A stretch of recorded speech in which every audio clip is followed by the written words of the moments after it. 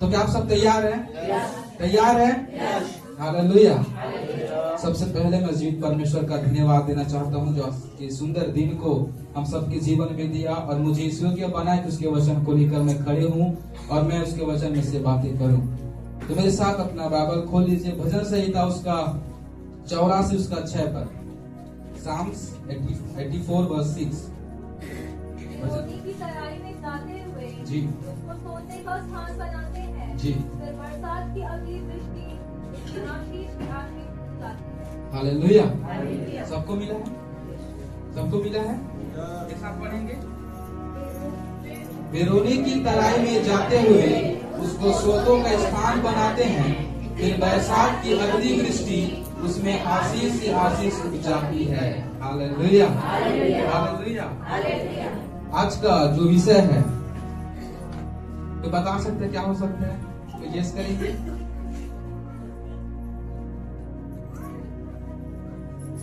तराई से होकर जाना और परमेश्वर की महिमा को देखना।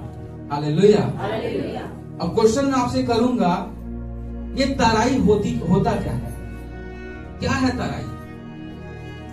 दुख, पीड़ा, निराशा है। जी सही। जब तक आप और मैं तराई से होकर नहीं जाएंगे तब तक जो है परमेश्वर के कामों का, उसके महिमा को जो है हमारे जीवन हम देख नहीं पाएंगे। क्योंकि जब हम तराई में जाते हैं, तराई हमारे जीवन में जब हम तराई से गुजरते हैं, उन तराइयों में परमेश्वर जो है हमें कुछ बातों को, कुछ चीजों को, है ना, कई बातों में हमें बलवंत बनाने के लिए तराई में जब हम जाते हैं तो परमेश्वर हमारी क्या करता है? सहायता करता है। हालेलुया।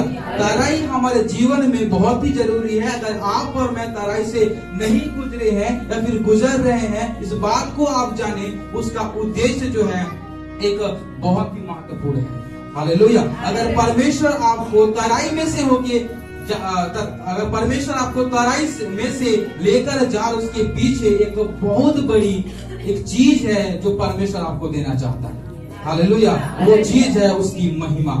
हालेलुया। हालेलुया। यहाँ पे वचन क्या कहता है? फिर से पढ़ेंगे। बेरोनी की तराई में जाते हुए उसको सोतों का स्थान बनाते हैं, फिर बरसात की अगली वृष्टि उसमें आशीष ही आशीष उग जाती है। हालेलुया। तो हमारे जीवन में जो है तराई जो है बहुत ही महत्वपूर्ण है। तराई कुछ अलग मैं लाया हूँ, कुछ पॉइंट्स में लाया हूँ, बताना चाह रहा हूँ मैं। पहले जो तराई है वो कठिन परीक्षा, क्योंकि दिनों में जो है चर्च विश्वासी हम सब जो है कठिन परीक्षाओं से गुजर रहे हैं। दूसरा जो तराई है वो आत्मिक संघर्ष, क्योंकि इन दिनों में सताव के चलते, है ना, पीड़ाओं के चलते, दुख के चलते जो है हम जो है आत्मिकता में जो है संघर्ष कर रहे हैं। तीसरा जो तराई है वो रोने की तराई। चौथा जो है सही निर्णय लेने की तराई। समझ में आया? फिर से कठिन परीक्षा की तराई, दूसरा आत्मिक संघर्ष की तराई, और तीसरा रोने की तराई, और चौथा सही निर्णय लेने की तराई। तो सबसे पहले आज आप और मैं देखेंगे कठिन परीक्षा की तराई। इसके लिए हम वचन देखेंगे उत्पत्ति उसका 12 अध्याय उसका 1 पद से। जी, उत्पत्ति उसका 12 अध्याय उसके 1 पद से। यहोवा ने जी अब्राहम से कहा, जी अपने देश और अपने कुटुंबियों और अपने पिता के घर को छोड़कर जी उस देश में चला जा जी। जो मैं तुझे दिखाऊंगा, और मैं तुझसे एक बड़ी जाति बनाऊंगा और तुझे आशीष दूंगा और तेरा नाम महान करूंगा और तू आशीष का मूल होगा। जो तुझे आशीर्वाद दे उन्हें मैं आशीष दूंगा और जो तुम्हें कोसे उसे मैं श्राप दूंगा। इसके बाद और भूमंडल के सारे कुल तेरे द्वारा आशीष पाएंगे। जी, इसके बाद उसी का 22 अध्याय उसका 1 पद। उत्पत्ति 22 अध्याय 1 पद से। बातों के पश्चात जी ऐसा हुआ कि परमेश्वर ने अब्राहम से यह कहकर उसकी परीक्षा की, हे अब्राहम, उसने कहा, देख मैं यहाँ हूँ। उसने कहा, अपने पुत्र को अर्थात अपने इकलौते पुत्र इसहाक को, जिसे तू प्रेम रखता है, तब लेकर मोरिया देश में चला जा और वहाँ उसको एक पहाड़ के ऊपर जो मैं तुझे यहाँ पे हम किसके बारे में पाते हैं? अब्राहम के बारे में। किसके बारे में? मैं अक्सर बोलता हूँ चुप सुना रहे, चुपचाप मुझे पसंद नहीं है। हालेलुया। किसके बारे में पढ़े यहाँ पे? अब्राहम के बारे में। जब हम इसमें 22 अध्याय में यहाँ पे देखते हैं अब्राहम के परीक्षा में पढ़ने का वर्णन। यहाँ पर हम देखते हैं कि इन बातों के पश्चात ऐसा हुआ कि परमेश्वर ने अब्राहम से आगे उसकी परीक्षा की। हे अब्राहम, उसने कहा, देख मैं यहाँ हूँ। उसने कहा, अपने पुत्र को अर्थात अपने लौते पुत्र इसहाक को, जिससे तू क्या करता है? प्रेम रखता है, संग लेकर मोरिया देश में चला जा और वहां उसको एक पहाड़ के ऊपर जो मैं तुझे बताऊंगा होम बलि करके क्या कर चढ़ा। ये अब्राहम के जीवन में, उसके लाइफ में सबसे बड़ा तरह यही था। क्यों पता है? क्योंकि 100 साल के बाद उसे क्या मिला? एक पुत्र मिला। और पुत्र मिलने के बाद जब हम 22 अध्याय में यहाँ पे पढ़ते हैं तो परमेश्वर क्या कहता है अब्राहम से? अब्राहम, जो पुत्र मैंने तुझे दिया अर्थात इसहाक, उसे तू क्या कर? मोरिया देश को चला जा और इस पहाड़ में तुझे दिखाऊंगा, वहां जब तू क्या कर? उसे होम बलि चढ़ा। हालेलुया। अब इससे बड़ा तराई अब्राहम के जीवन में हो ही नहीं सकता। क्यों? क्योंकि एक कठिन एज के बाद, एक डिफिकल्ट आयु के बाद उसे परमेश्वर ने एक पुत्र दिया था। पुत्र देने के बाद यहाँ पे परमेश्वर अब्राहम से क्या कहता है? एक पुत्र को क्या कर? बलि चढ़ा। क्या कर? बलि चढ़ा। और जब है ना, उसके बाद अब्राहम क्या करता है? अपने बेटे और कुछ उनके जो साथी थे उन लोग को जो सुबह कहाँ चले गए? वो लोग मोरिया देश की ओर चले गए। जब जैसे अब्राहम परमेश्वर ने जब अब्राहम से कहा कि अब्राहम अपने पुत्र को क्या कर? बलि चढ़ा। कहाँ? जिस पहाड़ को मैं दिखाऊंगा वहां पे। जब अब्राहम भोर को उठा और जैसे अपने पुत्र और सेवक को लेकर जब वो जा रहा था, उसका तराई चालू हुआ। हालेलुया। उसका दुख, उसका रोनी की तरह क्या हुआ? चालू हुआ। लेकिन यहाँ भी इस बात को हम जानते हैं, जैसे जैसे अब्राहम जो है अपने कदम को जो है उस मोरिया पहाड़ की ओर जब वो बढ़ा रहा था, उस पहाड़ की ओर जब वो जा रहा था, वैसे वैसे उसकी तराई के सफर में वो गुजरता रहा। हालेलुया। इसके बाद जब आप और मैं देखते हैं, जैसे ही अब्राहम जो है उस मोरिया देश उस पहाड़ पर जब पहुंचा तो सेवक को नीचे ही रहने के लिए बोले। उसके बाद अब्राहम उस पहाड़ में जाकर एक वेदी क्या करता है?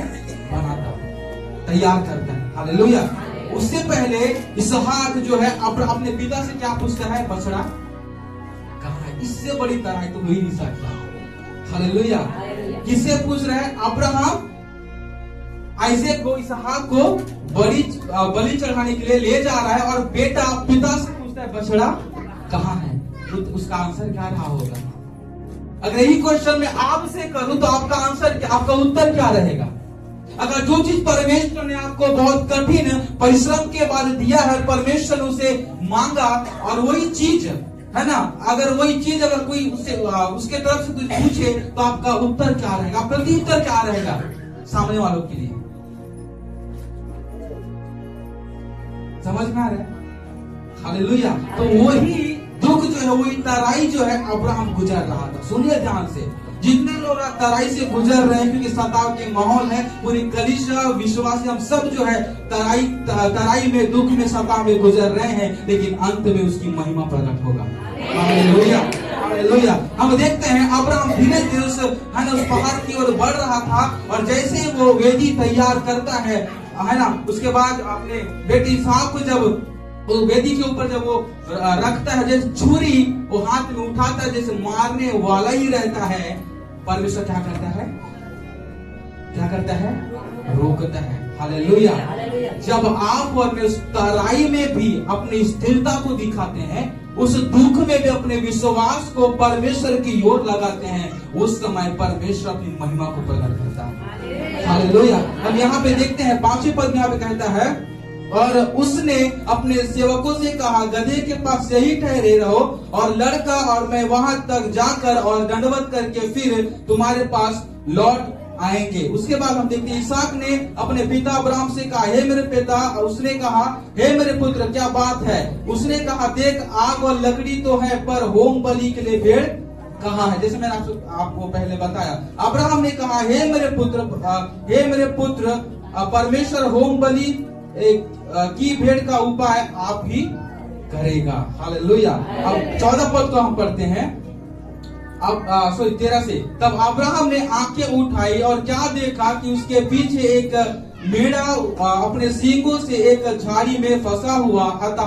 अतः अब्राहम ने जाके उस मेढ़े को लिया और उसने पुत्र के स्थान पर उसे होम बलि करके चढ़ाया। इसीलिए यहाँ पे अब्राहम क्या कहता है, अब्राहम ने उस स्थान का नाम यहोवा यीरे रखा। हालेलुया। यही है परमेश्वर की महिमा। Hallelujah, hallelujah. क्या करता है वहां पे अब्राहम, उस स्थान को क्या नाम देता है, यहोवा यीरे। यीरे का मतलब उपाय करने वाला, प्रबंध करने वाला। हालेलुया। जब आप और मैं से दुखों की तराई में जाते हैं, जिस प्रकार से अब्राहम गया, क्योंकि एक लौता पुत्र अब्राहम के पास था और खुदा कहता है कि तू उसे क्या कर, होम बलि चढ़ा, उसे मेरे लिए क्या कर, बलि कर। उसके बाद उसकी तराई चालू होता है, लेकिन अंत में परमेश्वर जो है अपनी महिमा को प्रकट करता है। हालेलुया। आप में से कोई भी अगर तराई में से आज गुजर रहे हैं, आपसे मैं कहना चाहूंगा, वो परमेश्वर अंत में जो है आपके लिए उपाय करेगा, और वही उपाय जो है उस परमेश्वर की महिमा आपके लिए होगा। Hallelujah, hallelujah. तो पहली मैंने बात यहाँ पे बताया, अब्राहम के लिए कठिन परीक्षा था। अब्राहम के लिए क्या था, कठिन परीक्षा। हो सकता है आज आपके जीवन में कठिन परीक्षा चल रहे होंगे, लेकिन अंत में परमेश्वर आपके लिए उपाय और आपके लिए प्रबंध करेगा। हालेलुया। उसके बाद मैं दूसरी बात मैंने कहा, आत्मिक संघर्ष एक तराई है। इसके लिए हम देखेंगे मत्ती उसका 4 अध्याय 1 से 10। जी,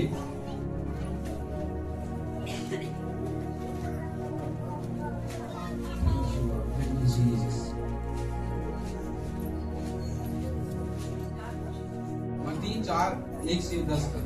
तब आत्मा यीशु को जंगल में ले गया ताकि इब्लीस से उसकी परीक्षा हो। वह 40 दिन और 40 रात निराहार रहा। तब उसे भूख लगी। तब परखने वाले ने पास आकर उससे कहा, यदि तू परमेश्वर का पुत्र है तो कह दे कि ये पत्थर रोटी बन जाए। यीशु ने उत्तर दिया, लिखा है, मनुष्य केवल रोटी ही से नहीं परंतु हर एक वचन से जो परमेश्वर के मुख से निकलता है जीवित रहेगा। हालेलुया। हम यहाँ पे देखते हैं यीशु की परीक्षा, और यीशु क्या था, 40 दिन उपास था। हालेलुया। हम अक्सर कहते हैं जब हम उपास रहते हैं तो अपने आत्मिकता के लिए रहते हैं। क्या के रहते हैं, आत्मिक उस रिदम में, उस क्षेत्र में बढ़ने के लिए रहते हैं। हालेलुया। तो यहाँ पे देखते हैं यीशु अपने सेवकाई चालू करने से पहले अपने आप को स्ट्रांग बनाने के लिए, अपने आप को मजबूत बनाने का रहता है 40 दिन उपवास। तो यहाँ पे 40 दिन उपवास रहे हैं, क्योंकि आने वाले महीनों में जो है 40सा चालू होने वाला है, और यहाँ पे 40 दिन कंटिन्यू जो है प्रार्थना होगा। इस बात को अब याद दिला रहा हूँ कि आप जो है सभी जो है इस 40 दिन के उपवास में आप आए, कि जिस प्रकार से आप जो सुनने वाले हैं वचन में से बहुत ही महत्वपूर्ण है। हालेलुया। यहाँ पे हम देखते हैं यीशु क्या 40 दिन का था, उपवास था। उपवास के पश्चात यहाँ पे यीशु मसीह क्या लगता है, बोले क्या लगता है? अगर जिसका ध्यान भटका खड़े होकर पूछूंगा मैं, ठीक है, सुने ध्यान से। यीशु 40 दिन क्या था, क्या था, उपवास करने के बाद यीशु को क्या लगा, भूख लगा। भूख लगने के बाद क्या हुआ, परखने वाला कौन आया, कौन है परखने वाला, शैतान। क्या कहते यीशु से, यदि तू परमेश्वर का पुत्र है तो कह दे कि ये पत्थर क्या बन जाए, रोटी बन जाए। ठीक है। अगर आप 40 दिन उपवास हो, है ना, और अच्छे है ना, स्वादिष्ट फेमस बिरयानी, है ना, और अच्छे खाना आपके सामने लाए, तो आप क्या करोगे, पानी आ रहा मुंह में, हालेलुया, क्या करोगे, प्रार्थना करके क्या करोगे, खा लोगे। जब हम है ना कठिनाई से गुजरते हैं, जब हम है ना ऐसे उपवास में जब रहते हैं, तो संसार की तौर से शैतान की तरफ से अच्छी अच्छी जो है बातें हमारे लिए क्या हो जाता है, मिलता है। क्या होता है, मिलता है। कई बार हम क्या करते हैं, उपवास तो रहते हैं लेकिन हम खा पी के बैठते हैं और अपना आत्मिकता को बढ़ाने की कोशिश करते हैं। ऐसे नहीं बढ़ेगा। अगर आपको लगता है कि मैं फास्टिंग रह के परमेश्वर करीब जाऊं तो आपको फास्टिंग रहने की जरूरत है। हालेलुया। यहाँ पे जब शुक्रवार को प्रेयर होता है तो बहुत लोग हैं, बहुत भीड़ दिखाई, लेकिन फ्राइडे को कोई इंटरेस्ट नहीं उपवास कोई। यहाँ पे यीशु क्या कहता है, वो उपवास तो था, उसे भूख लगा, लेकिन इसका वचन से क्या कहता है, मनुष्य केवल रोटी से ही नहीं परंतु हर एक वचन से जो परमेश्वर के मुख से निकलता है जीवित रहेगा। हालेलुया। आज आपको हो सकता है एक वक्ती खाना ना मिले, लेकिन इस बात को जाने आपका असली भोजन परमेश्वर का वचन है। हालेलुया। उसका वचन कहता है, मैं तुम्हें कभी लज्जित होने नहीं दूंगा। कहीं से भी वो परमेश्वर जो है आपके लिए और मेरे लिए क्या करेगा, उपाय करेगा, प्रबंध करेगा। हालेलुया। जब जैसे जैसे यीशु मसीह है ना 40 दिन के फास्टिंग में तराई से गुजर रहा था, वो फास्टिंग में जब वो था तो शैतान को मौका मिला, क्यों ना इसे मैं क्या करूं, गिराऊं, क्यों ना इसे मैं निर्बल कर दूं, क्यों ना इसे रोकूं मैं उस आत्मिकता में बढ़ने के लिए। क्योंकि जैसे ही यीशु मसीह अपने फास्टिंग को, उपवास को कंप्लीट करता है, उसके बाद आगे जब हम वचन में देखते हैं वो कई रोगियों को चंगा करने में लग गया। हालेलुया। तो उपवास जो है आपके और मेरे जीवन में बहुत ही महत्वपूर्ण है, क्योंकि जब उपवास में जब आप और मैं रहते हैं तो आप और परमेश्वर के करीब जाते हैं। हालेलुया। तो अगले चैप्टर जब यहाँ पढ़ते हैं, यहाँ पे क्या लिखा 23 पद के ऊपर में, यीशु का रोगियों को क्या करना, चंगा करना। अगर यीशु मसीह परीक्षा में अगर पास नहीं होता, उस आत्मिक संघर्ष में अगर पास नहीं होता, तो शायद ही हम अगले चैप्टर या अगले वर्ष में ये पढ़ते कि यीशु के रोगियों को क्या किया, चंगा किया। शायद मैं इस बात को मैं सोच रहा था कि अगर शायद यीशु मसीह अगर असफल रहे तो आत्मिक संघर्ष में, तो शायद ही अगले जो वर्ष है, अगले जो हेडिंग है, वहां पे शायद ही लिखा रहता कि यीशु रोगियों को क्या किया, चंगा। उसके वजह, उसके कारण उसके जगह जो है कहीं कुछ और लिखा हुआ रहता। लेकिन यहाँ पे जैसे यीशु मसीह उस संघर्ष से गुजरे, उस आत्मिकता संघर्ष से गुजरे और अपने उपवास को जो है अपने है ना उस संघर्ष को जो क्या करता है, सफल करता है। और अगर इस चैप्टर में यीशु की कहानी चालू हो जाए, देखो रोगियों क्या किया, चंगा किया। अगर आज आप उपवास में बढ़ते जा रहे हैं, ऐसे परीक्षाएं अगर आपके जीवन में आ रहा है, उपवास में रहने के लिए, चर्च में आने के लिए, शुक्रवार को आने के लिए, हर एक उस संघर्ष में आप विजय हो जाइए। उसके बाद आपका चैप्टर चालू होगा, जहां कहीं भी आप कदम रखेंगे वहां अद्भुत काम होगा। हालेलुया। जिस रोगी के लिए आप प्रार्थना करोगे वो रोगी चंगा हो जाएगा। हालेलुया। जिस घर में तंगी चल रहा है, उस घर में जाके प्रार्थना करोगे वो तंगी चला जाएगा। हालेलुया। जहाँ कहीं भी दुष्ट आत्माएं काम कर रहे हैं, वहां पे आप चले जाओगे, आपके कदम रखते ही दुष्ट आत्माएं चले जाएंगे। हालेलुया। हालेलुया। तो इस प्रकार से अगर आप और मैं हमारे जीवन में अगर आत्मिक संघर्ष अगर आप और मैं कर रहे हैं, तो आप और मुझे जानने की जरूरत है, उस संघर्ष में आपको विजयी होना है। हालेलुया। उसके बाद आप देखना, ऐसे संघर्ष में जब आप आगे बढ़ जाओगे, उसके बाद परमेश्वर जो है आपके ऊपर अपनी महिमा को प्रकट करेगा, जिस प्रकार से परमेश्वर जो यीशु मसीह के ऊपर अपनी महिमा को प्रकट किया। हालेलुया। तो मैं कहना ये चाहते, परीक्षाएं आत्मिक संघर्ष में जब आप गुजरते, उस तराई में जब आप गुजरते हो, कई बार हमने निवेदन का हमने सुने, आप प्रार्थना करने का क्या नहीं होता, मन नहीं होता। जब तक आप अपने जीवन को उस ढांचे में नहीं लेके जाओगे, जब तक हम अपने मन को, अपने हृदय को अपना नियंत्रण में जब हम नहीं कर पाते हैं, तो उसके लिए वचन क्या कहता है, अपनी समझ का सहारा ना लेने के संपूर्ण मन से उस पर भरोसा करना। हालेलुया। वो तेरे सभी कामों को क्या करेगा, सफल करेगा। हालेलुया। इस बात को आप और मैं जाने, अगर आत्मिक जीवन में अगर आप कमजोर हो रहे हैं, तो आप और मुझे चाहिए कुछ परमेश्वर के करीब जाएं, हालेलुया, उसमें और भी बढ़ते जाएं, और अंत में परमेश्वर जो है अपनी महिमा को जो है हमारे ऊपर क्या करेगा, वो प्रकट करेगा, हालेलुया। अगर एक कलीसिया जो है उपवास में कमजोर है, अगर एक कलीसिया अगर प्रार्थना में कमजोर है, इसका मतलब ये है कि आज आप और मैं तराई से होकर गुजर रहे हैं। जिस दिन अगर आप और मैं उपवास करना चालू करेंगे, जिस दिन आप और मैं प्रार्थना करना चालू करेंगे, उसके बाद परमेश्वर अपनी महिमा को इस कलीसिया में प्रकट करेगा, हालेलुया। उसके बाद देखना इस कलीसिया के द्वारा दूसरे गांव में, इस भानुप्रतापपुर क्षेत्र में परमेश्वर अपनी महिमा को प्रकट करेगा, हालेलुया। जहां कहीं भी हम जाएंगे उस यीशु की महिमा को प्रकट करने वाले कहलाएंगे, हालेलुया। जहां कहीं भी आप और मैं कदम रखेंगे, एक नया नाम जो है आप और मैं देंगे। जिस प्रकार से अब्राहम उस स्थान का नाम यहोवा यीरे रखा, आप और मैं कहेंगे ये वही परमेश्वर है। जब मैं तराई से होकर मैं जब गुजर रहा था, वो परमेश्वर मेरे जीवन में अपनी महिमा को प्रकट किया, और यही मैं आया हूँ इसीलिए कि मैं अपनी जो परमेश्वर जो महिमा मेरे अंदर प्रकट किया है, उसे तुझे भी मैं क्या करता हूँ, प्रदान करता हूँ, हालेलुया। तो ऐसे काम आप चाहते हैं कि नहीं चाहते हैं ना? तो इसके लिए आपको जो है आत्मिक संघर्ष अगर कर रहे हैं, उपवास नहीं हो रहा है, प्रार्थना नहीं हो रहा है, संगति नहीं हो रहा है, आपको चाहिए इसमें आप बढ़े। उसके बाद परमेश्वर जो है अपनी महिमा आपके ऊपर क्या करेगा, प्रकट करेगा, हालेलुया। उसके बाद तीसरी बात मैंने क्या बताया, रोने की तराई। इस प्रकार से हमने भजन संहिता 84 उसका 6 को फिर से पढ़ लीजिए।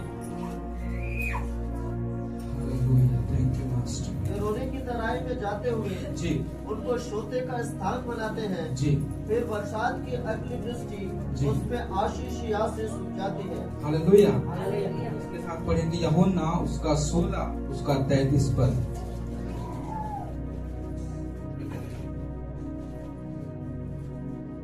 मैंने ये बातें तुमसे इसलिए कही है जी कि तुम्हें मुझ इस बात की मिले। जी। संसार में तुम्हें क्लेश होता है, परंतु धार्मिक मानो मैंने संसार को। हालेलुया। संसार में तुम्हें क्या होता है, क्लेश, दुख, रोना क्या होता है, मिलता है। लेकिन यीशु वचन क्या कहता है, मैंने संसार को क्या कर लिया है, जीत लिया। क्या आप सभी जानते हैं पतरस के बारे में जानते हैं? तो क्या था, कोई बता? मुझे पता नहीं है इतना पतरस के बारे में। क्या था, मछुआरा था, है ना। और एक दिन पतरस क्या करता है, अपने नाव में जाल को लेके समुद्र में जाता है। क्या करने के लिए, खाने के लिए, नाचने के लिए, सुन नहीं रहा हूं मैं, जोर से बोलिएगा। क्या करने के लिए, मछली पकड़ने के लिए। क्या मिलता है उसे, पैसा मिलता है, खजाना मिलता है, तो क्या नहीं मिलता, कुछ नहीं मिलता। और पतरस क्या कर रहे थे, कड़ी मेहनत किया रहता। कितनी रात, कितना दिन, पूरी रात। हम देखते हैं पतरस के बारे में, वो पूरी रात क्या करते हैं, मछली पकड़ने में लगा है। पूरा तन मन शक्ति बल पूरा उसमें क्या कर देता है, लगा देता है। उसके बाद उसे मिलता क्या है, कुछ नहीं। यहाँ पे कोई मछली पकड़ते हैं क्या? नहीं, शर्माओ नहीं, क्योंकि पतरस भी मछली पकड़ने वाला था। उसके बाद यीशु ने उसे मनुष्य को पकड़ने वाला बनाया, हालेलुया। तो कौन है मछली पकड़ने वाला? कोई नहीं है? अच्छा ठीक है, थैंक यू। तो जब मछली पकड़ने जाते क्या करते हैं, हाँ? कौन सा, लकड़ी वाला या फिर वो नेट, जाल हाथ से पकड़ते हैं। तो कई बार एक बात मुझे याद आ रहा है ना, एक बार दिल्ली भी हम हैं और सरवरी की और ललित है ना, हम लोग मछली पकड़ने के लिए गए। और पहली बार हमने वो भैया लोग कुछ अलग ही मांगता कि चाल वहां पे नहीं था, वो कुछ लकड़ी का कुछ बनाए थे, उसको वहां पे डाल दिए थे, है ना। भैया क्या बोलते हैं उसे, गरी, हीरा, ठीक है। तो मुझे पता नहीं था, मैं क्या सोचा जाल वाल होगा करके। पहली बार मैं गया भी ये लोग के साथ, तो उसमें से मछली हम लोग ढेर सारा निकाले, कम से कम 1.5 किलो के आसपास। लेकिन जब कहीं और दूसरे जगह हम लोग चले गए तो जो भीरा जो जहाँ पे भैया ने डाला था उसे कोई चुरा लिया है ना। जो जाल भैया ने लगाया था उतनी मेहनत करके, वो क्या कर किसने चुरा लिया। और हमारे मन में बहुत गुस्सा आ रहा है, क्यों? क्योंकि इतना मेहनत करके जो है हमने वहां पे जाल डाला है ना, और उसे कोई क्या कर लिया, हम लोग निराश हो गए। क्या हो गए? निराश हो गए। इस प्रकार से यहाँ पे पतरस जाल को पूरा दिन रात भर जो है क्या करता है, मछली पकड़ता है, और अंत में क्या हो जाता है, निराश हो जाता है। क्या हो जाता है?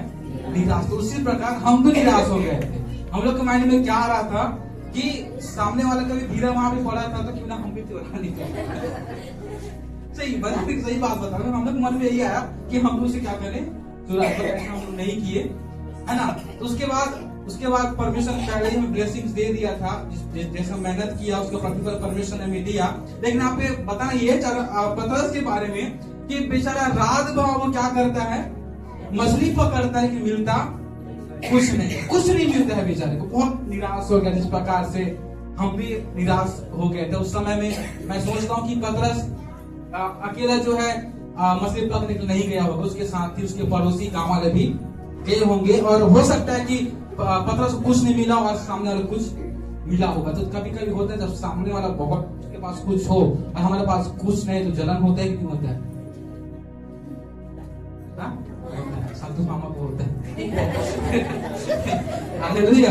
तो हो सकता है कि जब पतरस को कुछ नहीं मिला और सामने वाले व्यक्ति को कुछ मिला होगा तो बेचारा निराश। क्यों? क्योंकि जितना मेहनत वो भी किया उतना मेहनत एक भी किया, लेकिन इसको कुछ नहीं मिला, पतरस को कुछ नहीं मिला। लेकिन उसके बाद हम आगे चैप्टर आगे वचन में क्या पढ़ते हैं, यीशु क्या कहते हैं पतरस को, क्या कहता है, नाव को गहरे में ले चल। जब आप और मैं अपने जीवन को परमेश्वर के वचन के गहराई में लेके जाते हैं, उसके बाद परमेश्वर जो है आपको और मुझे एक बड़ी ब्लेसिंग्स को देता है। हालेलुया। तो यहाँ पे हम क्या देखते हैं, अब्राहम पतरस यहाँ पे क्या करता है, यीशु के बात को क्या करता है, वो क्या करता है, मानता है। और जैसे जैसे यीशु पतरस से कहा वैसे वो किया। आज कितने लोग जैसे जैसे वचन कहता है वैसे आप करते हैं? क्वेश्चन मार्क है। बोलिए, यीशु वचन क्या कहता है एक दूसरे से? कितने लोग प्रेम रखते हैं? कितने लोग प्रेम रखते हैं? और वचन क्या कहता है? अगर कोई एक गाल पे तो क्या करना चाहिए, दूसरा भी लगा के दे। हाँ? दूसरा गाल भी कितने लोग करते हैं? अगर कोई रे बोले उसके बाद A to Z निकलता है। क्या निकलता है? A to Z। तो जैसे जैसे यीशु कहा वैसे वैसे पतरस किया, और वो क्या पाया, अंत में परमेश्वर की महिमा को, यीशु की महिमा को क्या किया, वो देखा। आज कलीसिया आज रोने की तराई से, निराशा की तराई से आप और मैं गुजर रहे हैं, तो आपको और मुझे चाहिए कि हम यीशु की बात को माने। हालेलुया। अगर आप और मैं कठिनाई से गुजर रहे हैं तो आपको मुझे चाहिए कि जैसा जैसा वचन कहता है वैसे आपको मुझे क्या करना है, चलना है। हालेलुया। अगर पतरस जैसे यीशु कहा वैसा नहीं करता तो बेचारा मछली नहीं पाता। अगर यीशु कहता है कि मैं तेरे घाव को ठीक करूंगा, मैं यहोवा परमेश्वर हूं, तो आपको इस बात को जानने की जरूरत है कि वही एक डॉक्टर है जो मेरे घाव के क्या कर सकता है। जी उधर ध्यान मत दीजिए, मेरे तरफ ध्यान दीजिए, है ना। क्या करता है? चंगा करने वाला परमेश्वर है। वो कहता है कि तेरे घाव का मैं क्या करूं, क्या करता हूं, ठीक करता हूं, चंगा करता हूं। तो आपको मुझे जानने की जरूरत है, सबसे पहले भरोसा किस पर होना चाहिए? लेकिन जैसे ही आप और मैं बीमार पड़ जाते हैं, सबसे पहले आप डॉक्टर के पास चले जाते हैं, गोली ढूंढने में, दवाई ढूंढने में लगे रहते हैं। हालेलुया। उसके पश्चात उससे पहले अगर आप और मैं जैसा यीशु कहता है उसके वचन के अनुसार चलते, फिर सारे चीजों की जरूरत भी नहीं है। हालेलुया। तो जैसे यहाँ पे यीशु जो है पतरस से कहता है, क्या कहता है कि तू अपने जाल और नाव को लेकर उस जगह में जा जिस जगह को मैं क्या करता हूँ तुझे दिखाता हूँ। हालेलुया। उस गहराई में तू लेके आकर चले जा। फिर से एक बात मुझे याद अब्राहम के जीवन से, अब्राहम से भी परमेश्वर यही कहता है उस देश की ओर चला जा जिस देश की ओर तुझे मैं क्या करता हूँ भेजता हूँ। अगर अब्राहम नहीं जाता तो शायद जो ब्लेसिंग्स अब्राहम के लिए था वो शायद ही हो पाता, लेकिन अब्राहम जो परमेश्वर के अनुसार चला और उसके जीवन में जो है परमेश्वर एक ब्लेसिंग्स को दिया। हालेलुया। तो जब आप और मैं जो है परमेश्वर के वचनों को, यीशु के बातों को जब आप और मैं मानते हैं, तो परमेश्वर जो है हमारे रोने की तराई को, हमारे निराशा की तराई को क्या करता है और दूर करता है। जिस प्रकार से पतरस को जो है पतरस के जाल फटने तक क्या मिला, मछली मिला, उससे भी ज्यादा आशीष आज आपको मिलेगा। कब? जब आप और मैं उसके अनुसार क्या करेंगे, चलेंगे। हालेलुया। हालेलुया।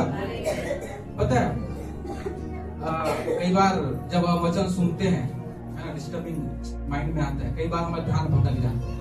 कहा जाता है भटक जाता है, और कई बार हम रिसीव कर नहीं पाते। इससे तो मैं बोलता हूँ मेरे तरफ ध्यान दो। हालेलुया। इसीलिए मैं बोल रहा हूँ कि मेरे तरफ ध्यान दो। हालेलुया। तो यहाँ पे यीशु की बात कौन माना? पतरस। क्या कलीसिया आज वचन मानने के तैयार है? कितने लोग यस बोले? अगर इतने लोग चिल्लाते तो बाहर वाले सुन लेते। हालेलुया। तो आज आपको और मुझे जो है पतरस के जैसे जब निराशा में जब पड़े हुए रहते हैं, रोने की तराई में जब आप और मैं जाते हैं, तो आपको और मुझे चाहिए कि हम यीशु की बात को माने, उस वचन को ग्रहण करें और उसके अनुसार क्या करें, चले। और परमेश्वर यीशु की महिमा पतरस के उस जाल में ऐसे प्रकट हुआ कि उसका जाल फटने को था। हालेलुया। आज ऐसी ब्लेसिंग्स कब आएगा? जब आप और उसके बातों को मानेंगे। हालेलुया। जो लोग सोच नहीं सकते, जो लोग देख नहीं सकते, जो लोग एक्सपेक्टेशन कर नहीं सकते, ऐसे ब्लेसिंग जो है परमेश्वर इस कलीसिया को देगा। हालेलुया। हालेलुया। कितने लोग जानते हैं सदरक मेशक अबेदनगो के बारे में?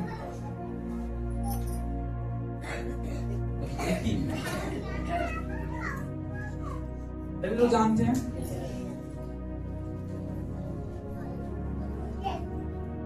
वो लोग कौन से तरह से गुजरे? आग के भट्टी की तरह से क्या किए वो गुजरे। उनमें क्या हुआ? उन लोग क्या किए? उसमें पास हुए कि नहीं हुए? दानियल कौन सी तरह से गुजरा? शेरों की मान से। दानियल को क्या जरूरत था, या फिर दानियल को क्यों जरूरी था उस शेरों की मान में जाने के लिए? मैं समझता हूँ कि दानियल दिन में कितना प्रार्थना करता था? 3 बार। ठीक है।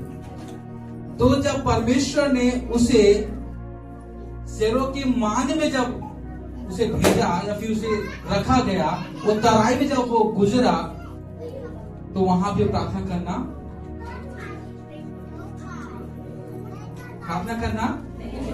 नहीं छोड़ा। प्रार्थना करना नहीं छोड़ा। वहां भी क्या किया? प्रार्थना किया। पता है जो अन्य जाति लोग हैं, सुबह उठ के सूर्य है ना दिखता है, उसे जल अर्पण करते है ना, सूर्य धाम से जल अर्पण करते। और मुसलमान क्या करता है? नमाज कितना बार? ठीक है, 5 बार, 3 बार, 7 बार, चलो ठीक है। उसके बाद एक पंडित मंदिर जाके क्या करता है? दिन में 2 बार सुबह। अब बात आता है हमारा, अब बात आता है हमारा कि हम कितने बार प्रार्थना करें।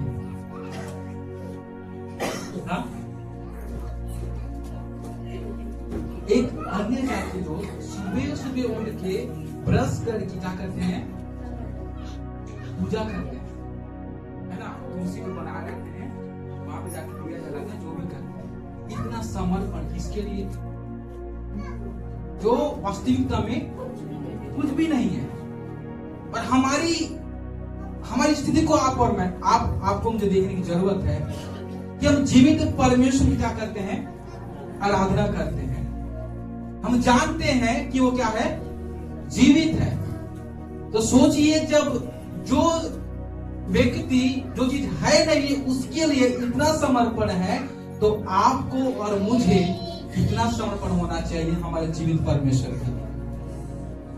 Hallelujah, hallelujah. मैं इस बात को लाया क्योंकि दानियल दिन बार क्या करता था, प्रार्थना करता था। जब शेरों के मां ने उसे डाला गया तो भी वह प्रार्थना करना नहीं छोड़ा। चाहे प्रभु मेरा जान भी चले जाए, मैं प्रार्थना करना नहीं छोड़ूंगा। हालेलुया।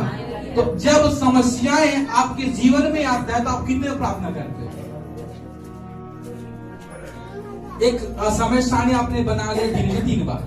ओके, दिन में 3 बार। जब समस्याओं में आप पढ़ते हो तो क्या उस रूटीन को आप फॉलो करते हो? तो उसको छोड़ो, हटाओ। चर्च से अनाउंस किया गया हर फ्राइडे को क्या होगा, सबको पता है, ठीक है? कितने लोग फॉलो करते हैं? नहीं करते हैं ना। तो जब हम दुखों में पड़े होते हैं तो पास्टर के पास इतना कॉल मिलकर परेशानी हो जाता है। पास्टर मिलकर क्या करो, दानियल किसी प्रार्थना करके बोला क्या? नहीं बोला ना, वो डायरेक्ट परमेश्वर की प्रार्थना की है। हालेलुया।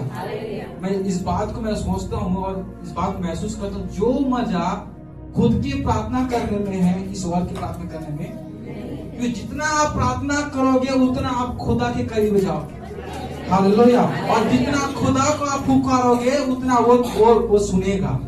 हालेलुया। तो आपको और मुझे जानने की जरूरत है कि जब हम रोने की तरह से गुजरते हैं, ऐसे शेरों के मांदों की तरह जब गुजरते हैं, आग के तराई से जब आप और मैं गुजरते हैं, जो प्रार्थना का जो लाइफ है, जो रूटीन है, जो आप बनाए उसे ना छोड़ेंगे, कंटिन्यू जो है आप और मैं परमेश्वर से क्या करें, प्रार्थना करें, तो जाके परमेश्वर जो है अंत का महिमा क्या करेगा, वो प्रकट करेगा। दानियल भी दिन बार प्रार्थना करता है। जब शेर के मां ने वो चला गया तो भी क्या किया, प्रार्थना किया और परमेश्वर अपनी महिमा को वहां पे क्या किया, प्रकट किया। और शेरों के बीच में से दानियल जिंदा लौट आया। हालेलुया। उसी प्रकार जब आप और मैं ऐसे निराशाओं में गुजर जाते हैं, ऐसे मृत्यु के अंधकार में जब हम गुजर जाते हैं, तो आपको और मुझे चाहिए उस अंधकार में भी आप और मैं क्या करे, दुआ करे। उस अंधकार में से परमेश्वर आपको ज्योति बना के खड़ा करेगा। हालेलुया। हालेलुया। रोने की तराई। उसके बाद हम देखते हैं यहाँ पे सही निर्णय लेने की तराई। इसके लिए आप और मैं देखेंगे अय्यूब उसका 2 अध्याय उसका 1 पद से।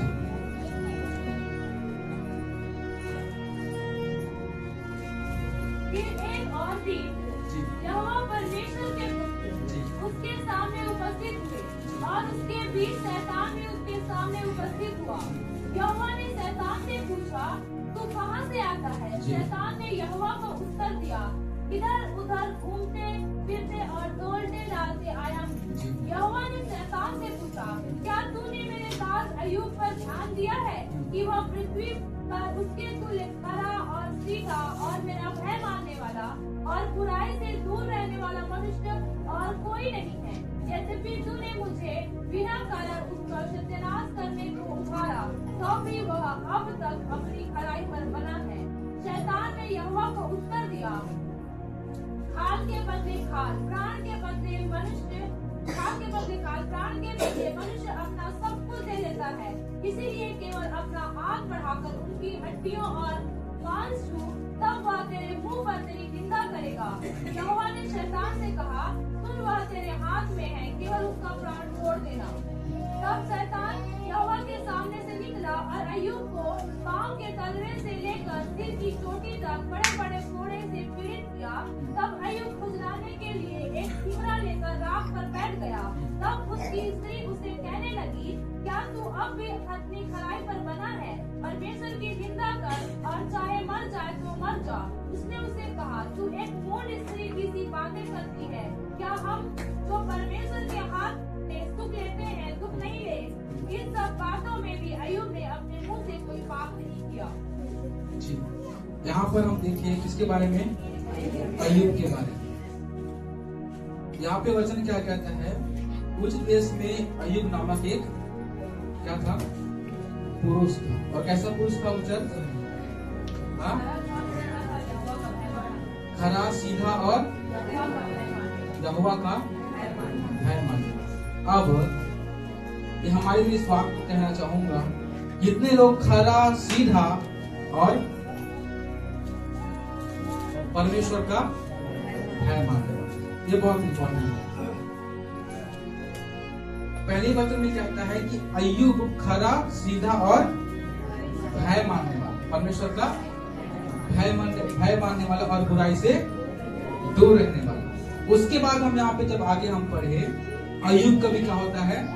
परीक्षा होता है। और उस समय में अय्यूब क्या करता है? अपनी पत्नी की बात क्या नहीं होता?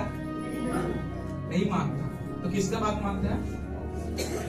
हाँ, परमेश्वर। अगर ऐसा परीक्षा जिनका साबित हुआ है, सुनिए ध्यान से, अगर ऐसा परीक्षा मान लो कि जो आपके पति है वो खरा, सीधा, परमेश्वर का भय मानने वाला और वचन पे चलने वाला व्यक्ति है, ठीक है, और अचानक उसे अय्यूब के जैसे फोड़ा हो गया है ना, अनेक प्रकार की सारी समस्याएं हो गई, और पति, ध्यान सुनिए, और आपकी पत्नी आपसे कहेगी कि तेरा परमेश्वर कहाँ है जिसका तू भय मानता है, जिसके वचन पर तू चलता है? अभी जब तू विपत्ति में है तो तेरा परमेश्वर कहाँ है? तो पति, आप क्या आंसर दोगे अपनी पत्नी को? चर्च जी, कोई अपने पति का कहे तू मूड है करके, हाँ? हाँ? उसके परमेश्वर को फिर हटा के दोनों में फाइटिंग हो जाएगा। क्या हो जाएगा? झगड़ा हो जाएगा, है ना? तो यहाँ पे अय्यूब, सेम समस्या पे अय्यूब का भी है, और उस समय में अय्यूब जो है सही निर्णय वो लेता है। तराई क्या था? उसके पत्नी भी उसके विरोध में आ गई। पता है, जब घर कब टूटता है? जब आपके और मेरे घर में अंडरस्टैंडिंग नहीं है ना दीदी? What is understanding?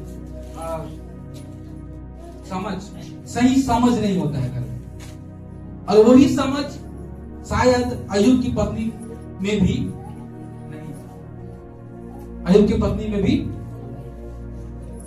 तो घर इसलिए टूटता है जब आप और मैं अपने परिवार में उस अंडरस्टैंडिंग के अनुसार नहीं चलते, वो समझ हमारे अंदर नहीं होता है। हम सामने वाला का शेर है तो अपने आप को सवा से प्रेजेंट करते हैं।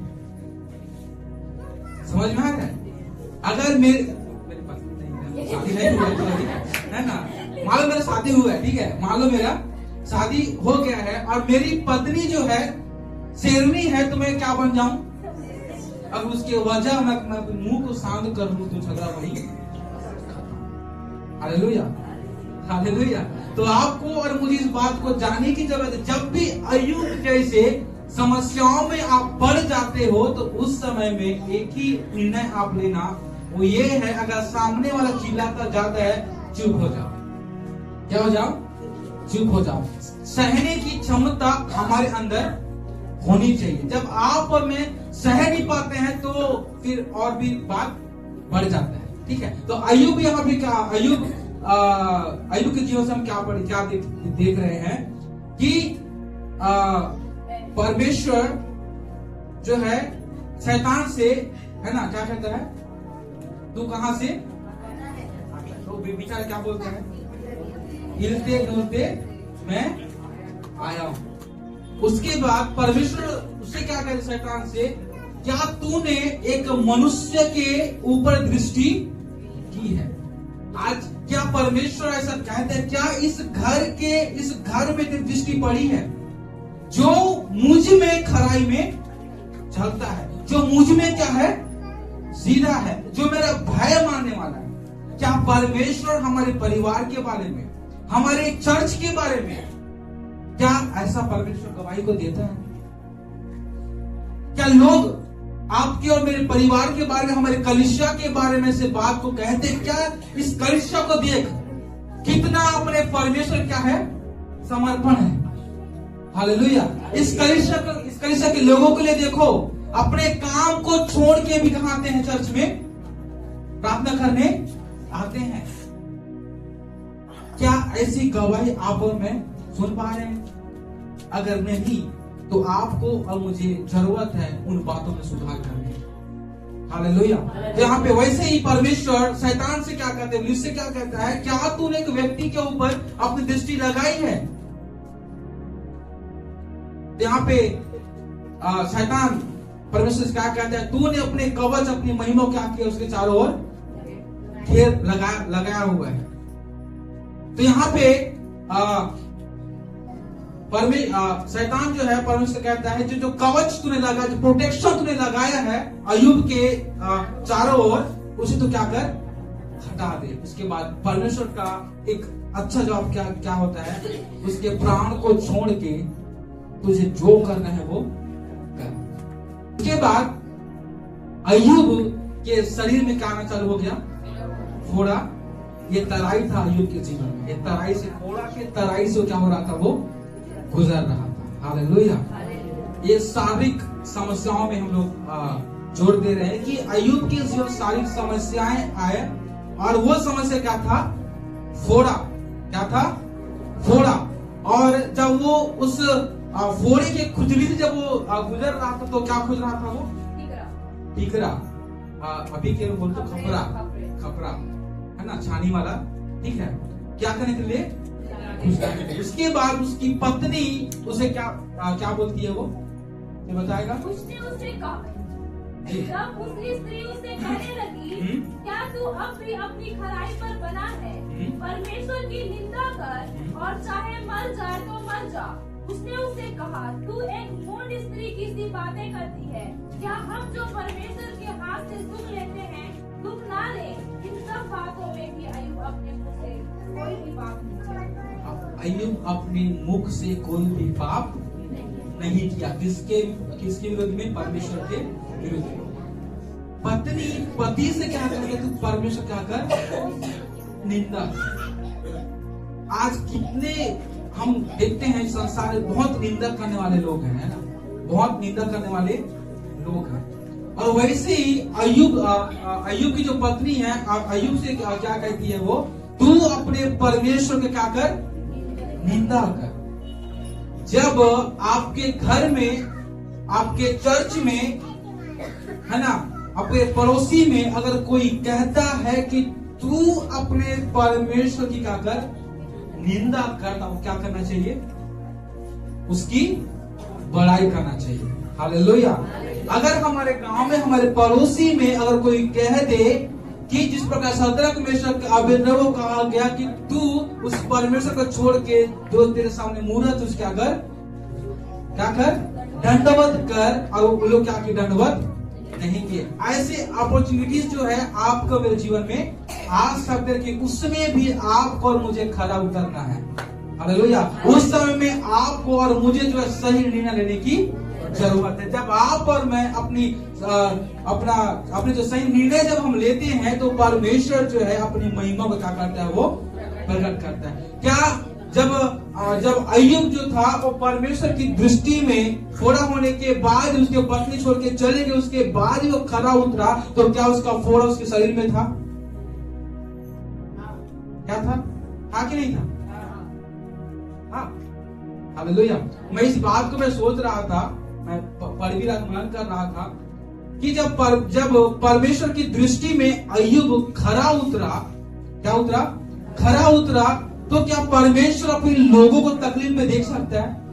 कुछ तो राहत उसके अंदर दिया होगा। हालेलुया। कुछ तो राहत उसके अंदर दिया होगा। हो सकता खुजली हो रहा था, वो खुजली आना थोड़ा बंद हुआ होगा, कुछ राहत परमेश्वर ने क्या किया, प्रदान किया। तो जैसे आप और मैं आज हो सकता है कि हम शारीरिक समस्याओं से अगर आप और मैं गुजर रहे हैं और शारीरिक समस्याओं की तराई में, शारीरिक समस्याओं के उस तराई में जब हम गुजर रहे हैं और लोग ऐसे आके आपको मुझे बोलते हैं, तो उस समय में आपको और मुझे चाहिए कि हम उसमें खरा उतरे। हालेलुया। जब हम खरा उतरते हैं तो परमेश्वर अपनी महिमा को जो है हमारे जीवन में क्या करता है, वो प्रकट करता है। हालेलुया।